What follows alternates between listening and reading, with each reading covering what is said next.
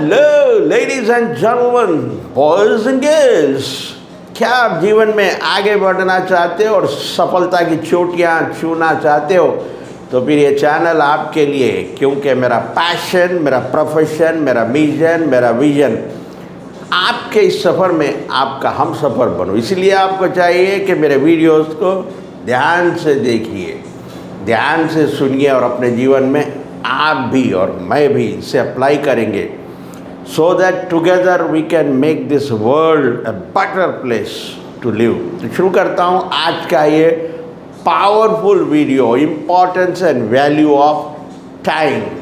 क्योंकि टॉपिक ही टाइम पर है, वक्त पर है, समय पर है। एक छोटे से शेर के साथ शुरू करना चाहूँगा। जीवन में इतना बिजी हो जाइए कि पछतावा, दुख, नफरत, डर के लिए समय ही ना बचे। याद रखिए, जीवन में खाली आदमी यानी आइडल पर्सन ही सबसे ज़्यादा दुखी होता है। तो शुरू करते हैं आज का वीडियो। लोग कहते हैं time is equal to money. कुछ हद तक ये सही है अगर आप टाइम को सही यूज़ करते हैं।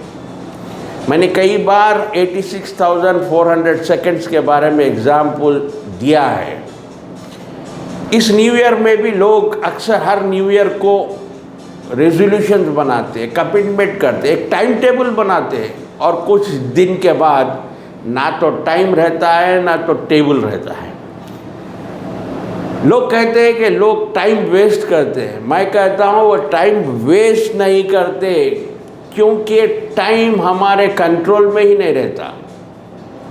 हम पहले देखते थे टाइम मैनेजमेंट पढ़ाते, टाइम मैनेजमेंट सिखाते, ये टाइम मैट्रिक्स के through, urgent, not urgent, important, not important. मैं ये नहीं कहता कि मैट्रिक्स बेकार है, मैट्रिक्स पावरफुल है, क्योंकि टाइम हमारे कंट्रोल में नहीं है। हम टाइम को मैनेज नहीं कर सकते, हम हमारे सिर्फ माइंड को मैनेज कर सकते हैं।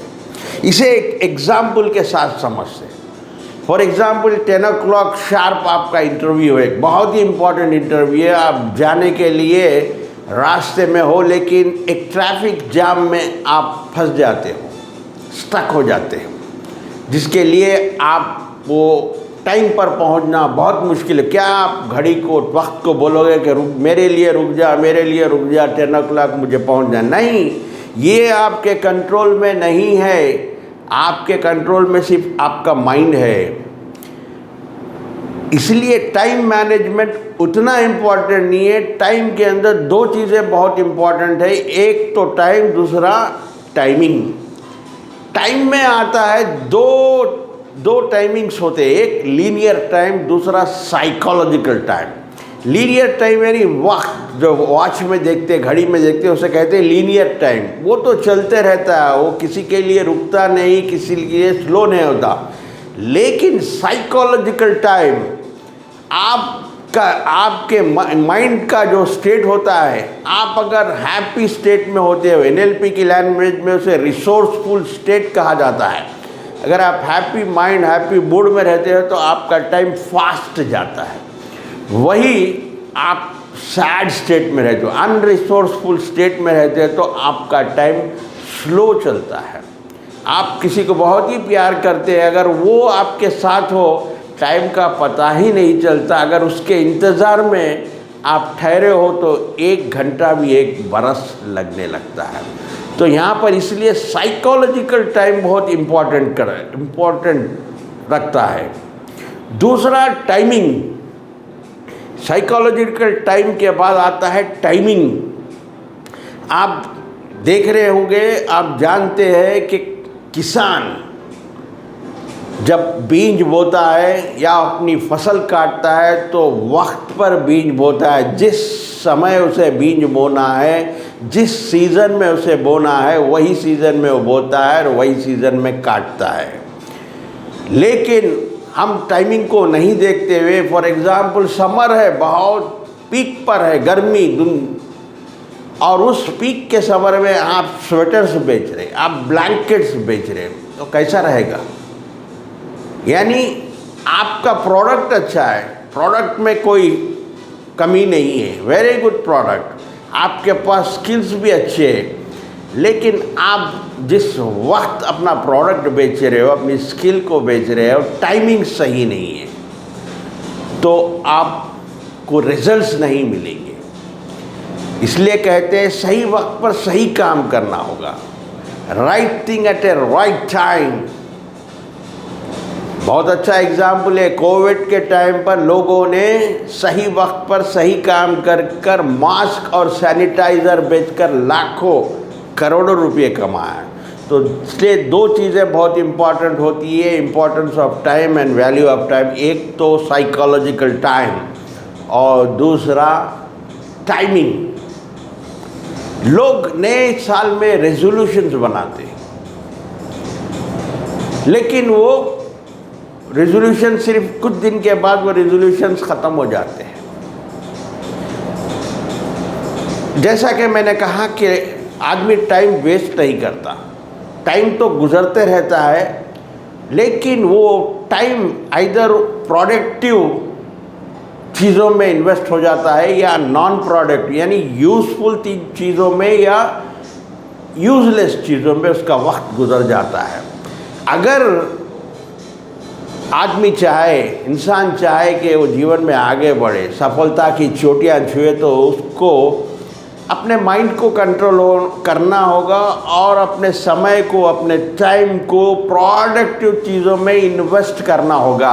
जैसा कि मैंने ये डायग्राम डाला, इसे समझ सकते हो कि इस डायग्राम में ये जो पार्ट में सैंड है, सैंड को मैंने time, sand is representing as time, और वो कहाँ पर है जार में, प्रोडक्ट यानी यूजफुल चीज़ में पड़ी हुई है। अगर इसे मैं उल्टा कर दूँ, रिवर्स कर दूँ, तो ये सैंड यहाँ आएगी, नॉन प्रोडक्ट चीज़ में आ जाएगी। अगर इसे मैं हॉरिजॉन्टल रख दूँ तो कुछ सैंड इधर, कुछ सैंड इधर। इसका मतलब ये है कि टाइम तो वेस्ट नहीं हो रहा इंसान का, टाइम या तो यूज़फुल चीज़ों में उसका गुज़र जा रहा या नॉन यूज़फुल चीज़ों में गुज़र जा रहा, कुछ यूज़फुल में जा रहा या कुछ नॉन यूज़लेस चीज़ों में जा रहा।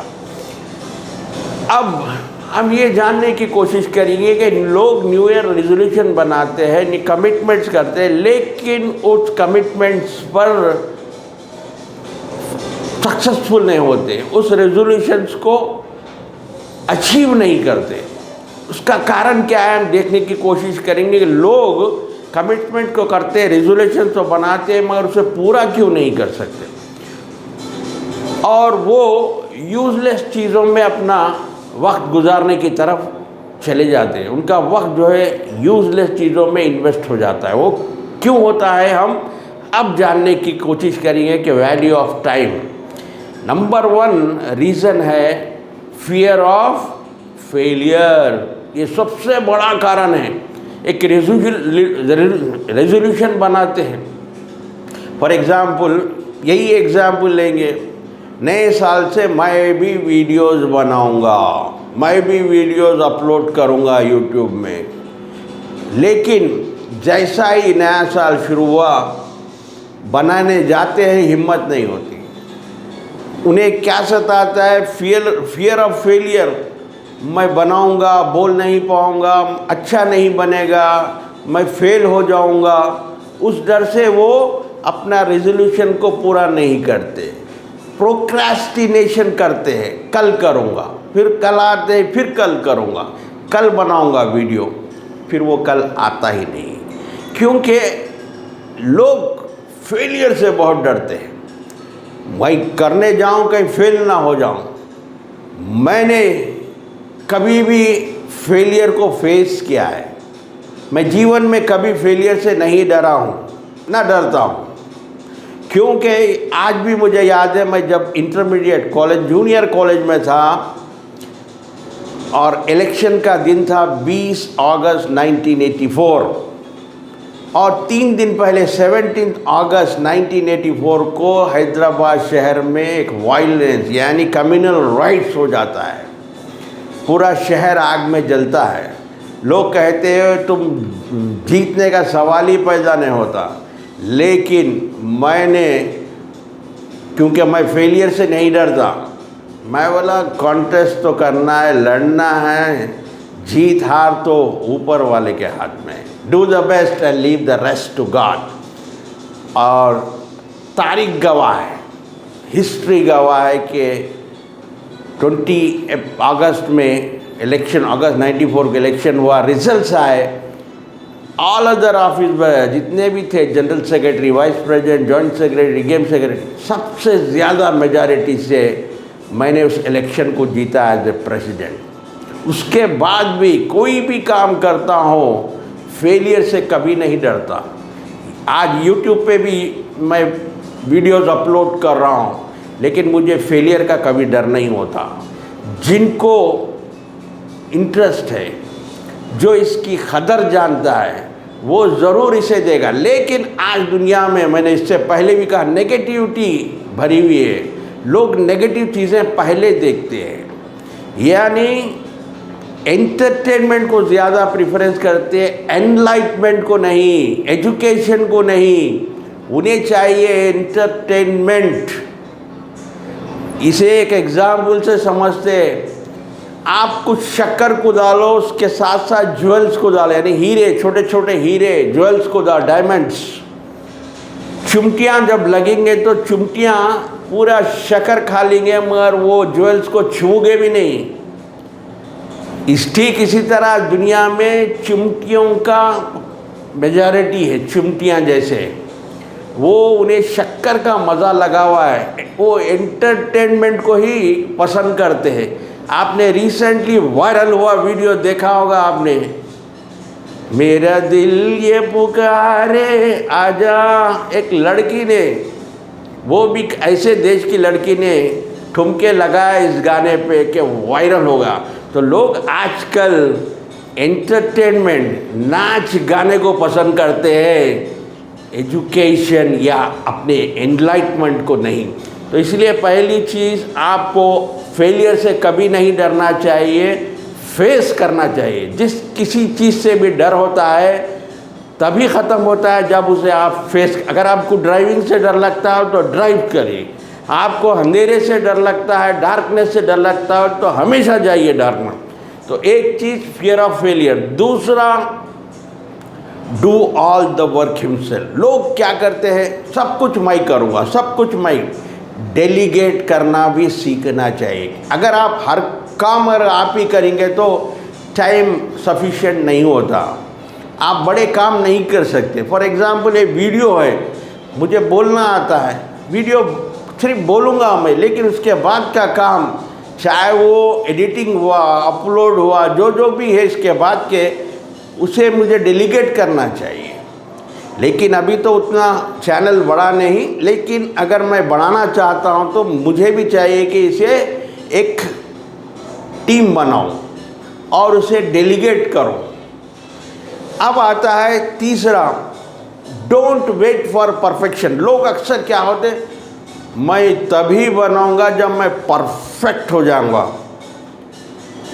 परफेक्ट आप शुरू करने के बाद जब बनाते रहोगे, जब काम करते रहोगे तो परफेक्ट। शुरू में ही मैं ये करूँगा, ये कोर्स करूँगा, वो कोर्स करूँगा, ऐसा करूँगा, जब मैं पूरा परफेक्ट हो जाऊँगा।